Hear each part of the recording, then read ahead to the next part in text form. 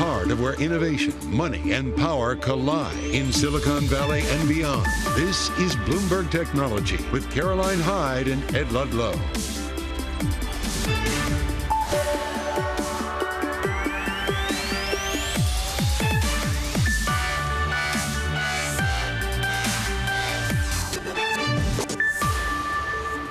I'm Caroline Hyde at Bloomberg's world headquarters in New York.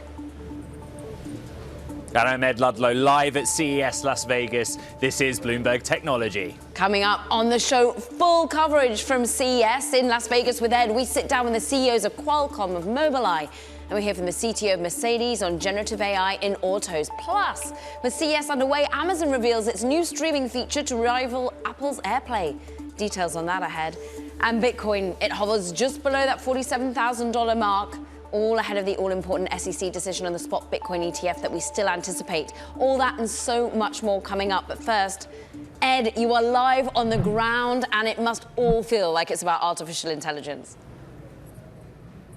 Yeah, it's AI everything, but you know, the name Consumer Electronics Show, the range of companies here that are bringing substantive news about AI is really interesting, from beauty to big box, right? Walmart CEO Doug McMillon, one of the keynote speakers. I'll be speaking to the NASDAQ CEO, Adena Friedman, about the impact of AI on financial markets. Over the next 24, 48 hours, look at some of the stocks of these companies, because we're already seeing moves. Yeah. For example, Nvidia, based on the CES announcements they're making. Yeah, maybe even Amazon driving trade because of its announcement as well. And cars still front and center. It always has felt like cars have encroached on the tech space of late. Yeah, there is a heavy presence for the automotive sector here, particular focus on technology that ranges from AI and perhaps advanced driver assistance and autonomy right through to the next generation of battery electric vehicles. That's going to be the discussion here throughout this hour, a really heavy automotive scene, underpinning it AI.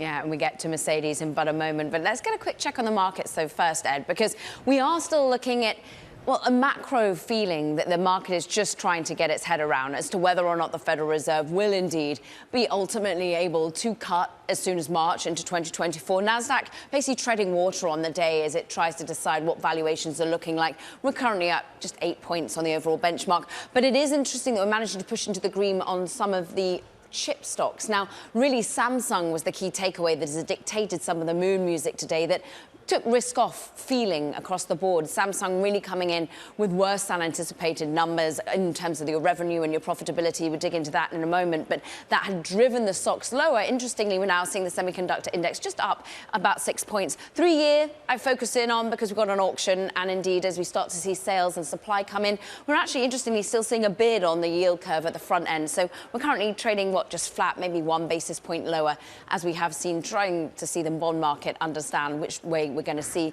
travel in terms of rate cuts. Hewlett-Packard, I've shined a light on what's happening in M&A. We're seeing HPE off by more than 7% because it might well be buying Juniper Networks. That skyrockets some 22%. We'll delve into the M&A a little bit later. And Match Group, well, this is all about activist investors coming in. Elliott taking on, we understand, $1 billion in terms of overall position in this particular company. Dating has been under pressure. Can they drive subscriptions? Can they drive profitability? We're up 3%. But Ed, I mean, we've got to get to what's happening on the ground in CES, and you've got a key special guest for us. Yeah, let's get right to our first interview. Mercedes CTO Markus Schäfer, and as we discussed, Mercedes starting their announcements focused on AI. And Markus, I don't know what to make of this. You're calling it a virtual assistant. It is part generative AI tool. It's part cockpit. Explain the virtual assistant to us and what you've announced this morning. Well, I would call AI a real game changer now at this moment in time for Mercedes-Benz. So AI is used in several instances, creating a car much faster, writing code. But AI these days is helping us really to put the car in a different light. So the car is no longer a vehicle, just takes you from A to B. It's somebody you can talk to. And that's Give exactly... me the basics of that. How does it work? How do I interact with it? It's about the human-machine interface, actually. And it used to be knobs and buttons in the past, and it was voice signals, phrases that you were using. Now, at the present time, we're using actually even ChatGPT in some instances in US cars. But that's more a one-way dialogue. But now with the virtual assistant, AI, and the in-house software, we're enabling a dialogue. So this enables a fully intelligent car, an intelligent conversation, so the car appears in a completely different context. And that's what users already experiencing participating in our ChatGPT beta program. So the use of voice control and voice interaction with the car is just rising dramatically by a more intelligent conversation with the car. And that's exactly what this virtual assistant that we are creating with the help of AI and in-house software is enabling. So this changes the relation between you, the customer, and the car dramatically. Marcus, who built the underlying technology? Mercedes, or you worked with an AI developer like OpenAI? Well, the key is, that's our understanding, we're developing our own in-house software. We call it Mercedes-Benz Operating System. MBOS. That's called MBOS. So this is the foundation, this is the basis. This is a chip-to-cloud architecture. So we're defining the chip level, we're defining the base layer, middleware, we're defining also our cloud. So we own the cloud, the Mercedes-Benz Intelligent Cloud. So it's a complete 360-degree system. And within this system, we're having partners. So we're using partners for AI modules, data access. And so we're partnering here partially when it comes to the virtual assistant, but partially the software is written in-house in order to be in control of the result towards the customer and data privacy. Just very quickly, if I'm a Mercedes customer, do I purchase virtual assistant, or does it come as part of a broader software suite? Well, the idea is that we provide a complete entertainment package. So it's not only the virtual assistant. Across all model lines, or? Across all model lines. So it's ultimately about the customer experience. And the virtual assistant is just an enabler, an intelligent enabler that opened up the world of entertainment for a Mercedes-Benz customer. So you purchase a whole package of entertainment. It's video, it's audio. We just announced yesterday a partnership with Audible podcast. So there are many, many ways that entertainment in a Mercedes-Benz is taken to the next level through the virtual assistant. Marcus, you are entering a key battleground with Drive Pilot, level 3, California and Nevada at first, and customers will be able to start taking delivery, download of this early 2024. What has demand been like? Can you tell me how many Mercedes customers will be able to use Drive Pilot on roads in those states 2024? Well, we started offering a level 3 Drive Pilot in Germany last year, so we have quite some experience in Germany, and the interest in purchasing the Drive Pilot with the S-Class and the EQS is really, really high in Germany. So now we're starting in the market here in Nevada and in California. Customers will receive the first cars, and the interest is absolutely high. So, but this is a game changer. This is an absolute new technology. Game changer for revenue as well as technology? Will you make any money from it? Technologically, it's a game changer because responsibility moving from level 2 cars to level 3 cars changes from the driver to the vehicle. And that's a fundamental paradigm shift that is happening here, supported by technology. So there's LiDAR technology in the car, cameras, radars, a software stack, an intelligent software stack, and extensive work with the authorities here in the US to get it certified. So it's a huge technology stack and package that we're offering the customers here, with the benefit that you are enabled to perform side activities while you're driving. So eyes off the road and hands off the steering wheel for the first time. Right. This is the only vehicle in the market so far. You raise a good point on certification. A big news story of the last week has been the recall, in name only, of all Tesla vehicles on autopilot in China. And the regulator said you need to do more to get the driver focused on the road, more alerts. Do you think you'll avoid a soft recall like that? Are you confident that once Drive Pilot is rolled out here in the United States and later China, that it will just be able to exist in the marketplace? Yeah, I believe you can never rule out that you are running into a recall. But on the other hand, we're doing everything in the 4 fields to avoid this and making sure this is a reliable system. So the extensive work with the authorities over a couple of years with DMV, NHTSA, and many authorities in the country to explain the system to them and the boundaries of the system, what the system can do and what the system cannot do, is so essential, and to explain it in detail also to the customer So it's an education process that has happened over the last 2 years, 3 years in the country here, making sure customers and the legislator understand the boundaries of the system here. And I think it's very important to distinguish between a level 2 system, a driver assistance system, and an automated drive pilot. The lowest level autonomy at 3. And it's so essential for the customers that they understand what the system is able to do and what they can do and what they cannot do in order to avoid what we call mode confusion. Right. So you should never confuse your customer what the system is able to do. That's why we clearly distinguish. This is a level 2 car. Driver assistance takes a lot of load from you, but you always have to have your hand on the steering wheel and you are in charge. But in level 3, you give the responsibility to the machine. And that's a fundamental change. With the benefit, you can perform side activities, watching movies and doing other things in the car legally. Markus Schäfer, Mercedes Chief Technology Officer, CTO. Good to catch up here at CES. Caroline, back to you in New York. Love the nuances when it comes to tech within the auto sphere. Meanwhile, coming up, we're going to be continuing that coverage from CES.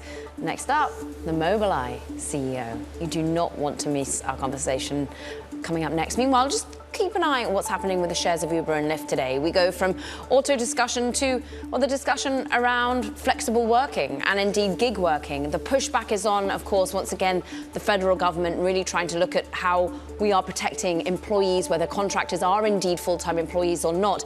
You can expect, of course, the Chamber of Commerce and indeed some of these companies to push back against the latest labor law that has just dropped today.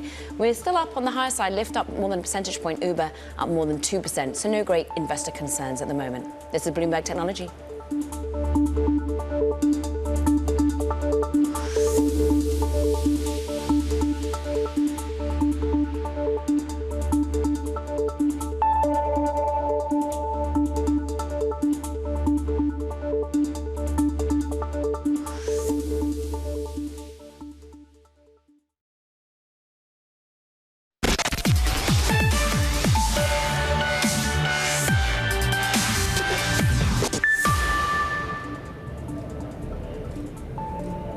Welcome back to CES Las Vegas. Our next interview, Mobileye CEO Amnon Shashua, the technology company, announcing a range of news items to do with advanced driver assistance. And actually, Amnon, you literally right now are announcing a new one, DXP, an operating system for ADAS. What is it? Explain how it works. Well, it's good to be here, Ed. Always good to see you.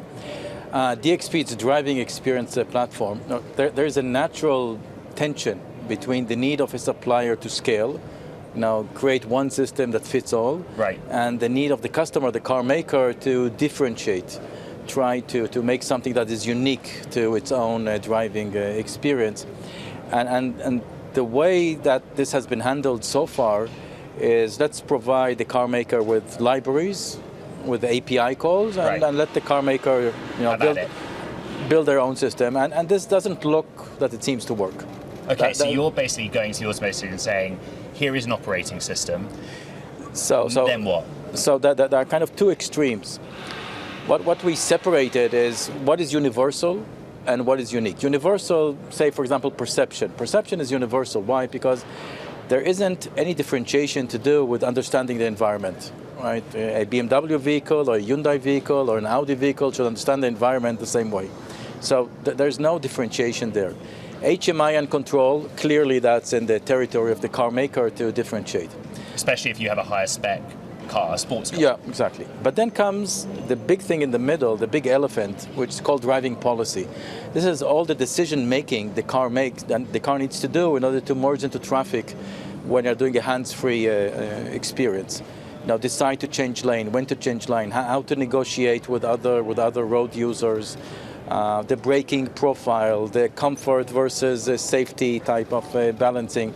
There's lots of heavy AI there, lots of validation, huge amount of data for training, and this is something that so far has been difficult to separate into something that you can just give a library to the car maker. So what we created an operating system that separates driving policy into the universal part, which Mobileye does as kind of the substrate, all the difficult AI, all the difficult AI parts, and then the unique parts that is a set of code that we provide, of course, reference code to the car makers that controls every aspect of the driving experience. Right, they customize the OS relative to the model that they're trying to. Yeah, it's just like writing an app on an iPhone. Right? Just like writing an app on an iPhone. You're going to make any money from this? Well, it allows us to scale. How so? Because we're talking about very complex systems. These are not just a front-facing camera, basic ADAS. These are systems with 11 cameras and radars, heavy compute. And scaling this from car maker to car maker is a challenge because these are complex systems. This DXP allows us to scale easily. From our point of view, we're creating one system that kind of fits all, but from the point of view of the car maker, they have full control of changing the driving experience to whatever they desire. Let's talk about this, and we have to in the context of last week. You gave a sales outlook for this year, overall below Wall Street estimates, but you basically said first quarter sales will be down 50% year on year. Why? Because customers built up inventories, they've paused ordering to work through the backlog. Mm-hmm. A question that the street had is, why didn't you see that coming a bit sooner? Look, this is the dark side of having long-term commitments. During the COVID years, we're talking about 3 years, we sold 99 million chips during these 3 years. We had to give long-term commitments to our material suppliers, and we had to ask for long-term commitments from our customers, the tier one suppliers. Long-term commitment is a year and a half going forward. And it's difficult to kind of forecast a year and a half, to do accurate forecasting. So we felt very secure that we have firm purchase orders a year and a half ahead. But what it turns out that customers, the tier ones, they gradually built up inventory. Severe inventory? Well, it's about 7% of what we shipped in 3 years, so it's not that severe, about 2-3% a year. But it was kind of under the rug. We didn't see it coming. And now the first quarter of 2024, all this inventory is going to be used, and then the remaining years is growth. Second quarter, third quarter, fourth quarter is the natural growth of ADAS. Returning to growth, and you're seeing very quickly evidence that the inventories are now being worked through in this first quarter. So the first quarter, the inventory is going to be depleted, and then we're going back to normal. Okay, the other piece of news is Mahindra. You are going to provide ADAS tech for their next-gen cars. Give me some numbers. What does that look like over the coming years? Well, we have ADAS tech in India with Mahindra in prior models. In prior models, SUV models, and it turned out to be very successful. The demand is about 3 times, 4 times what they forecasted in India. So there is kind of a strong sense of desire for safety in India.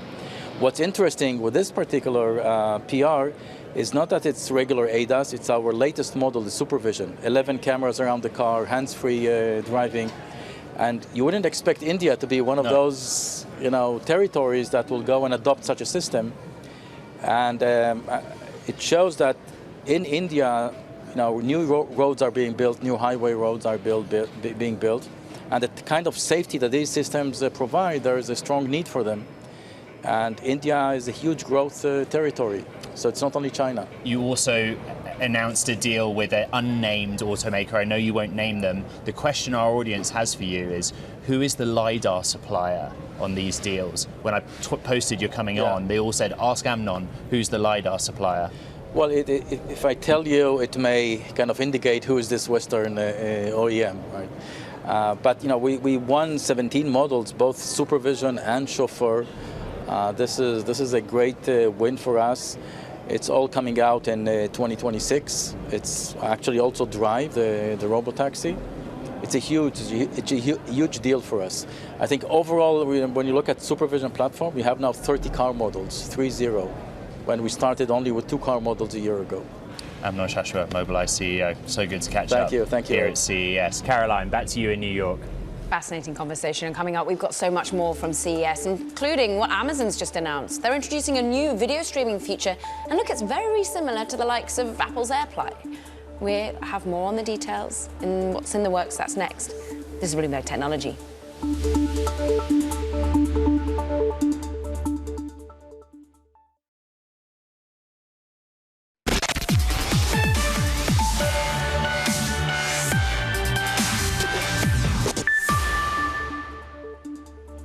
Time now for Talking Tech. First up, India's Z Entertainment It's reportedly missed the deadline to pay Walt Disney's India unit for the rights to televise cricket matches. Now, Bloomberg sources say Z didn't pay a $200 million installment fee to Disney Star. It was due to a shortage of cash. Z and Disney Star entered that agreement, a $1.4 billion pact, in August to broadcast the cricket games until 2027. Meanwhile, JD.com's Data Nexus says it's investigating suspicious practices that led to a discrepancy in its revenue outlook. Now, a routine audit found that Data may have overstated both sales and support costs by roughly $140 million, triggering a 46% drop in its share price. Independent advisors will assist in the review of the situation. Plus, Juniper Networks rising the most in nearly 20 years. That's after the Wall Street Journal said that the company was in merger talks with Hewlett-Packard Enterprise. Now, reports say that HPA would acquire Juniper for about $13 billion. Representatives from both companies did not comment on the matter. Now, let's just briefly return to what's going on at CES, the conference there. And look, there are going to be some big announcements from tech's biggest players. One of them is Amazon. It's already been unveiling its new video streaming feature, similar to that of, look, Apple AirPlay. Joining us to break down why this is important, Spencer Soper. So already you can do Google or Android Cast, you can do Apple AirPlay. Why does Amazon want to offer this optionality too, Spencer? Yeah, so Amazon's playing a little bit of catch up here, and the key thing is that Amazon doesn't have a smartphone, so that's why it comes at kind of a weak position. But it's realizing people are using Prime Video and they want to stream Prime Video on another device. They're going to have to do that through either an Android phone or an iOS device. And so Amazon's recognizing it has to have its apps and functions operate in that way on devices that it doesn't make. So right now, what they announced today is you'll be able to stream Prime Video from an iOS or Android device onto like an Echo Show, and that in months you'll be able to do it on a Fire TV and that sort of thing. What they're realizing is that people's devices need to be able to talk to one another, and that you need to be able to stream from one device, your phone, where you get the signal, onto another device where you want to watch it. It's called matter casting. Now, already we know that some of these big tech companies have been trying to agree on the ways in which you can do this sort of technology. But what's so hard about it? How hard did Amazon have to work, briefly, Spencer? Well, we know that they had to negotiate with Apple and Google, and those things can be kind of tense. You know, it's hard to find the win-win, and a lot of times these companies want to be in like kind of a walled garden where they control everything. Yeah. Spencer Soper, I know you're a busy guy. You're about to make that flight out to Las Vegas yourself. We really appreciate you bringing us that particular story. This is Bloomberg Technology.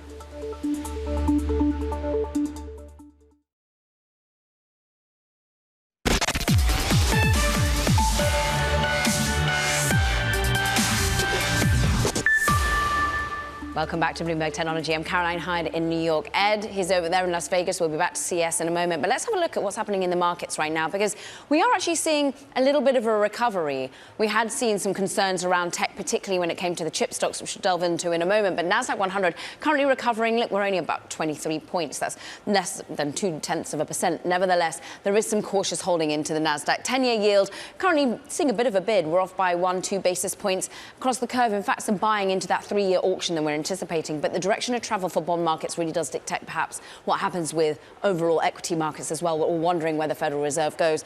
Bitcoin just down about 0.7% at the moment. We're going to be delving into Bitcoin in a moment, but just caution and maybe treading water ahead of what's the all-important spot Bitcoin ETF that we hope, well, the market anticipates might be signed off as soon as tomorrow, 46,791. Moving to some of the individual movers that we're looking at, individual stocks that are on the move. And we really have been seeing, in particular, I think this is the wrong one here, but I was looking at what was happening in the chip stocks in particular, and we are seeing the stocks had been showing some under pressure, but overall seeing a recovery in chip stocks, even after Samsung told us, of course, of their revenue fall, their profitability fall, and ultimately a worry about the slump continuing in chips and memory and what that means for the overall tech recovery. Unity Software, interesting one. Pokemon Go, you might have played it. I know my son's pretty addicted, but look, overall they're having to shed jobs. We saw that after the bell being announced. We actually saw some recovery in the stock yesterday, but now it turns south, 1,800 jobs or so on the block. when it comes to this particular company, MicroStrategy. I look at some of the individual movers when it comes to crypto, and we are under a little bit of selling pressure. We see perhaps just a pause in the run-up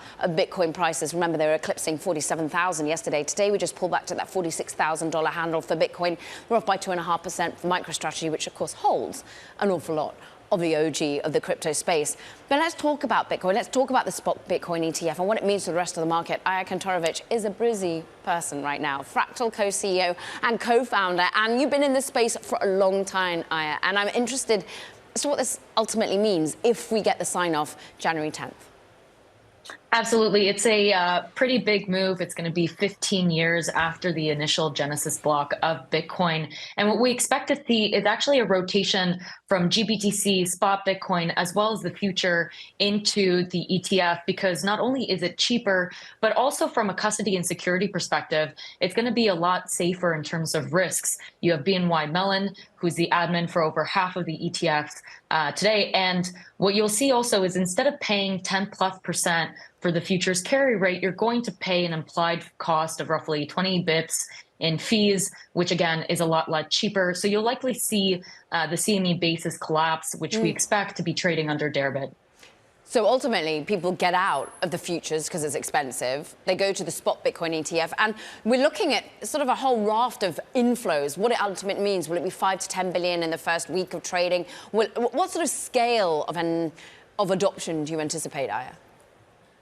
I think, the market has priced anywhere between 1 to 2 billion. You saw Standard Chartered that said they expect anywhere between 50 to 100 billion within, 2024 alone. It really depends. But I would say, today you still have open interest that's the highest it's ever been on the CME. So institutions are very much long Bitcoin. And because it is so expensive, but also very difficult to trade on the CME directly today, whether it's through an FCM or it's through your broker, we do expect to see that migrate over to the spot ETF, which will just inherently be easier to trade. And Fractal, of course, your business that you're building is all about trying to make trading, liquidity, the whole use case of this new asset class easier. I'm interested as to what sort of scale of adoption you see for retail. Like, a lot of this is about institutional buying. A lot of it's about whether or not I can get it on my pension. Exactly. And so, the conversations we've been having, we always talk about the Santa run up, or the conversations that people have in Thanksgiving when they're home with their families. And really, the realistic thing is, up until now, people couldn't purchase this easily in their 401k and their IRAs. And now this unlocks this entire market, which is, over 6 trillion just in the ETF market alone in the United States. The RIA market is also massive, specific in the US. And the fees for this is also relatively low. We're seeing a competition of fees as well. And aside from just your dad, your grandparents being able to purchase this, we've also seen a lot of narratives, Bitcoin narratives on chain around surrounding companies that are B2C specific also have a run up into this news. It's interesting, isn't it, the way in which the SEC has been trying to play this. There's been lots of anticipation and perhaps reporting that they didn't want to make a kingmaker. It sort of happened with the futures Bitcoin ETF, where ProShares just got ahead of the rest of the pack. How do we decide which particular offering you go for? Is this going to be like a rush of marketing to decide which particular, whether you go to Fidelity, whether you use, ARC, all the different vying of spot Bitcoin ETFs, Aya? I think at the end of the day, it always comes down to the comfort of the individual user and, the access that they have. If the overhead is going to be really high in terms of opening new accounts, they're probably not going to want to use it. And so we're seeing one in terms of access, is it already sitting in someone's 401k? Is the RRA already exposed to that specific broker? The second is the competition around fees. So you saw BlackRock adjust down to 20 bips. You're seeing Bitwise at 24, ARC and VanEck at 25. And then all the way up to Grayscale at 1.5%. And so, that's also a big portion of it as well. Realistically, I think when you look at the exposure BlackRock has in the specific market, it's a no-brainer that they probably have the overhead in terms of just being able to access a wider market. Meanwhile, people who've been in the crypto space are still looking to trade. And I know you provide infrastructure, whether it's clearing, settling, sort of margin on digital assets.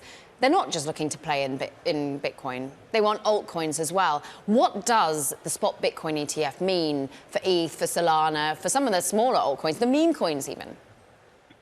Yeah, so I will be honest, the altcoin market has been lagging tremendously into this move. This is the lowest level of ETH BTC that we've seen over the last year. And so it's really going to be interesting now to see, what's the narrative around the ETH ETF once BTC is approved. And also we've seen clients trade ETH-E, the ETH future, into the approval tomorrow, assuming that there might be an ETH ETF coming next. On the more esoteric alts, we've seen around the Bitcoin narrative, you have Stacks, STX, which is smart contract on Bitcoin, Ordinals, and Thorchain, Rune. All of these are built on Bitcoin, and then also seen a price appreciation into the move with this ETF.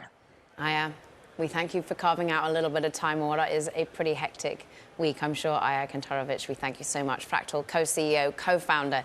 We always love having you on the show. Meanwhile, coming up, look, we're going to continue our CES coverage. We're going to sit down with Qualcomm CEO, Cristiano Amon. You do not want to miss that conversation, whether it's, of course, the chips that have been used within autos, whether it's in the latest VR, AR. We're going to have a conversation across the board. This is Bloomberg Technology.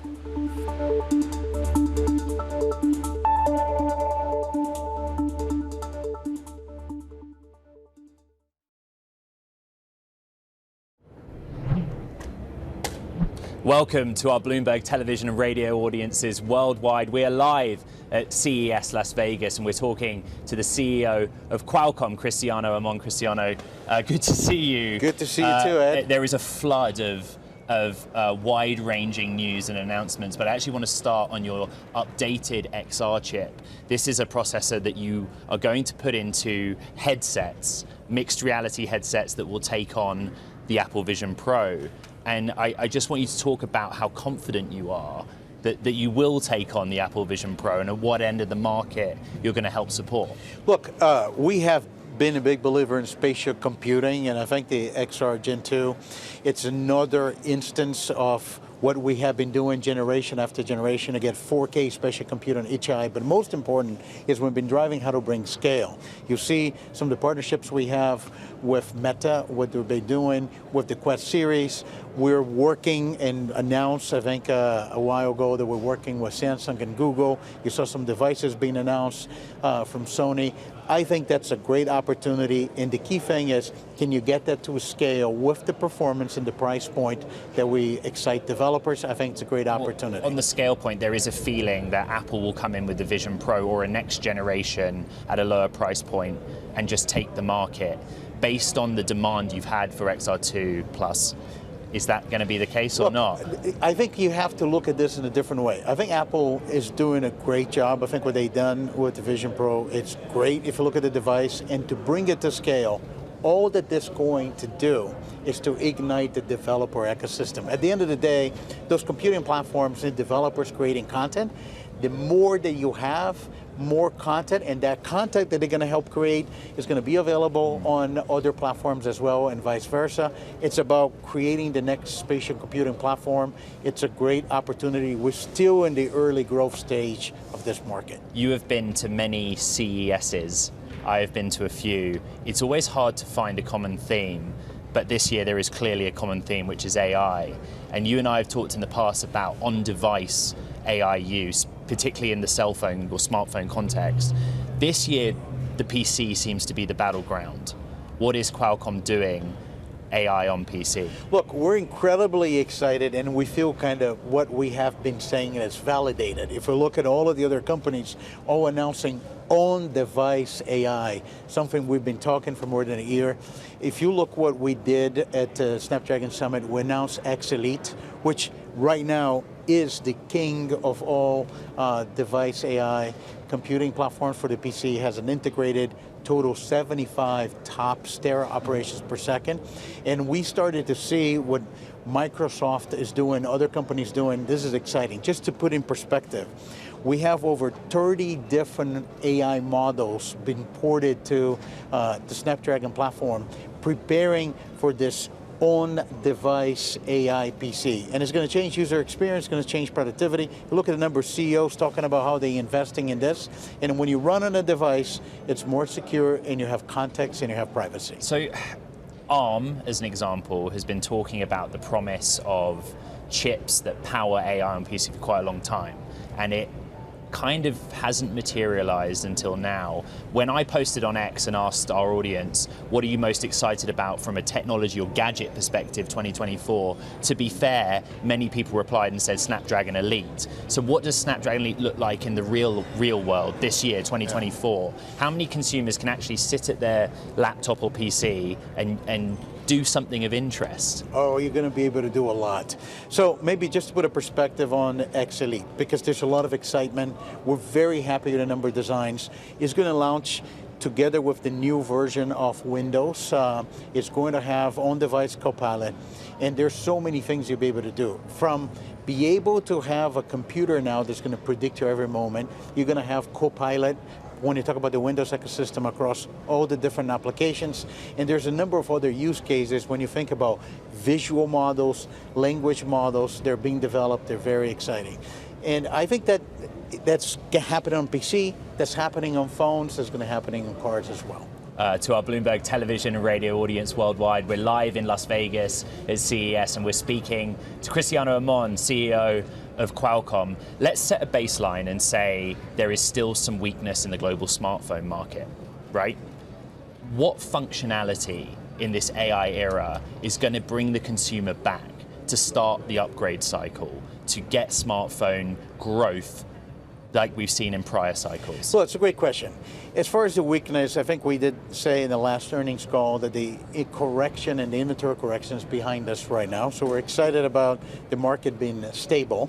And then it leads to exactly this point that you bring up. What is going to create a new upgrade cycle that people want to buy a new phone? And we're 100% convinced is what's happening right now with Gen AI on the phone. The way you need to think about it, we have been accustomed to the experience that you have a platform, or the OS platform, on top of the computer you have the apps, and you go in and you touch it.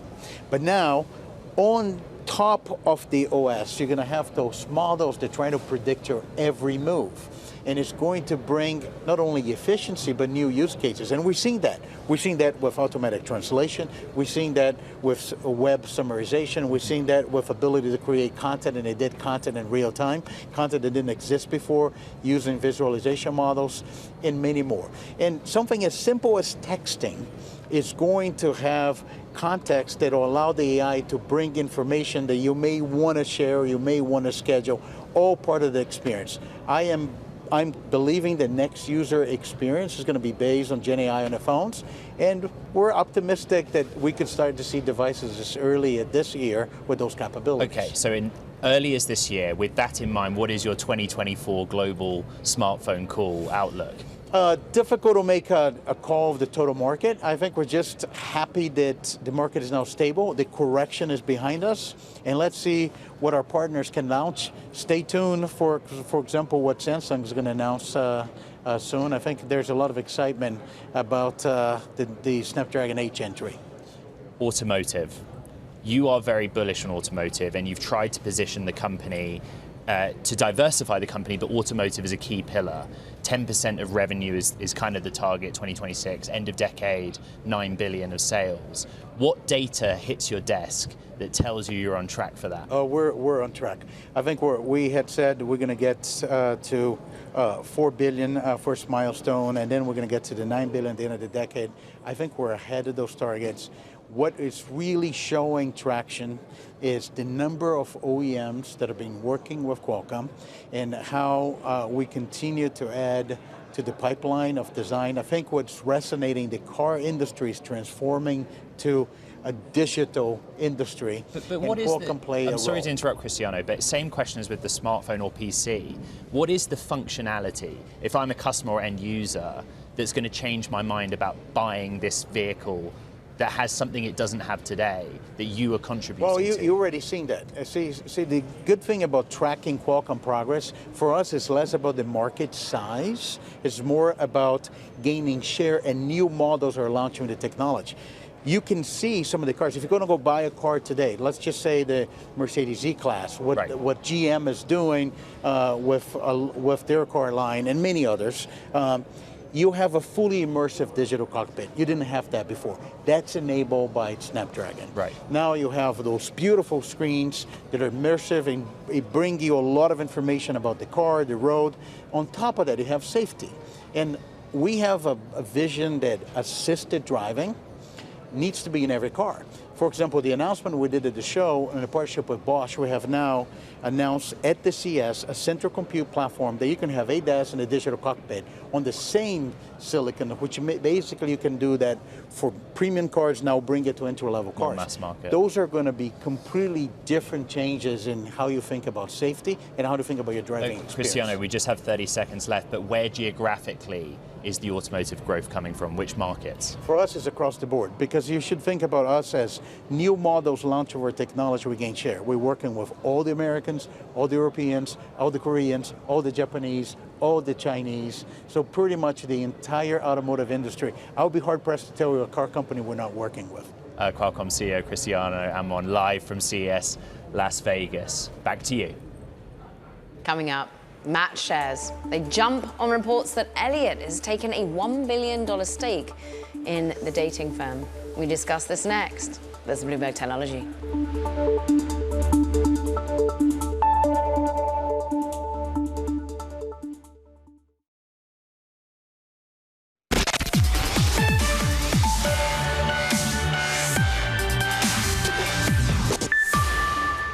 Now, Microsoft's $13 billion investment into OpenAI look at risks of full-blown investigation by the European Union, the deals watchdogs there, after a mutiny, of course, that the ChatGPT creator laid bare there's really deep ties between the two companies, Sam Altman and, of course, Satya Nadella. The European Commission said on Tuesday that it's examining whether Microsoft's involvement should be vetted under the bloc's merger rules, paving the way for a formal probe and even a potential unwinding if it's found to hamper fair competition. Meanwhile, let's look at another coming together. This one is the matchmaker Match, of course, company that is the parent company of many a dating app, Tinder, Hinge. Shares rising after a Wall Street Journal report said that Elliott Investment Management has actually built up a stake of about $1 billion in the company. Bloomberg's Graham Starr joins us now to discuss as to what they are currently concerned about. Why are they building up? Why do they want to be pushing for change at Match? So over the last 4 quarters, Match, which owns Tinder, the largest dating app in the world, has seen a consistent decline in paid subscribers. Even though it's increased the average revenue per user, Elliott, other investors are likely to be concerned about that number. There's been a lot of pressure on the company to increase that subscriber number. They've rolled out new subscription plans as well as new offerings to try and get new subscribers, new paid users. That's likely the goal for the year. Something I want to make clear is that there are no sell ratings on Match Group, or even a close competitor, Bumble, which has also seen a very similar decline over the last year. And many would say this is a normalization. Like, of course, like many a stock, it went absolutely gangbusters during COVID because we were all stuck at home, people dating, using apps far more. And then a realization that maybe the way in which we date hasn't changed that much. But if they are trying to charge $60 per user, if you're a really active dater, if they are trying to already change things up and Bernard Kim taking over in terms of steering Tinder as well directly, well, what can they really do you think? Well, it's not just $60 a month. Late last year, they rolled out a $500 a month plan for Tinder as well. Part of the same acquisition that they bought the League, which is, again, a very expensive dating app that is geared towards career-minded individuals in 2022. It is this investment in different ways in which communities can develop, or they can develop community-focused dating apps. They also launched Archer, which is focused on queer and bisexual and gay men, as well as leaning into these other apps that they own. Ad campaigns, pricing plans, ultra-premium tiers. Is it just more now that the investor base just thinks, oh, good, an activist investor might just start to drive even more change or more view of the value of the parts of this business? I think there's also a goal for consistency. The company has seen churn in its CEOs. It has not had a CEO for longer than 2 years. Bernard Kim has been CEO for less than 2 years at this point. He's now been CEO of Tinder in addition to Match Group. The company's pricing plans see consistent churn, as you can see with analysts attribute to just generally high pricing plans overall. I think what investors are looking for is consistency, that the company can get more consistent paid active users. We'll see if Elliott Investment Management can help steer with that. Graham Starr, great to have you on. Thank you so much. Meanwhile, look, that does it for this edition of Bloomberg Technology. The CES coverage does not stop and continues tomorrow as well. Check it out on our podcast if you need a recap. This is Bloomberg Technology.